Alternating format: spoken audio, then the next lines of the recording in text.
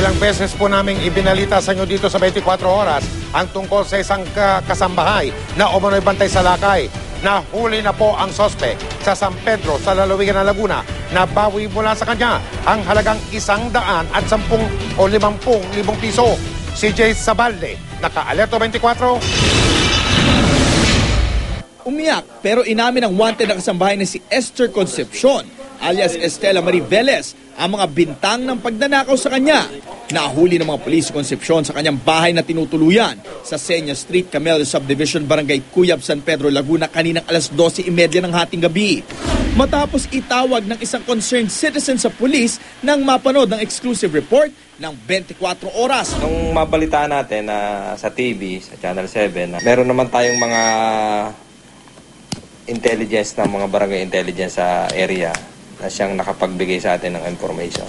Agad daw nakipag-ugnayan ng San Pedro Police sa Parañaque Police at positibong natukoy na si Concepcion nga ang hinahanap nilang alias Estela Marie Velez. Pasakay na raw ng taxi si Concepcion upang tumakas pa Lucena nang abutan ng mga pulis. 150,000 pesos na cash na lang ang nabawi sa sospek. Pero nang pasukin ng bahay, tumambad sa kanila ang mga bagong gamit tulad ng LED Smart TV, ref, gas stove, laptop at dining table and chairs. Anong ginawa mo nun sa pera? May binili ko po ng mga gamit po.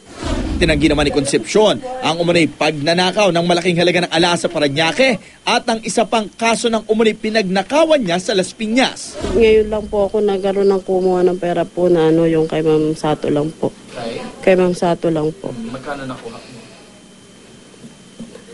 Nasa almost 400 po. Yung sinasabi po kasi nila, nasabi po kasi nila sa Las Piñas, hindi po totoo yun, sir. Sa ngayon po, iniimbestigan pa po namin kung may mare-recover po kami mga jewelers.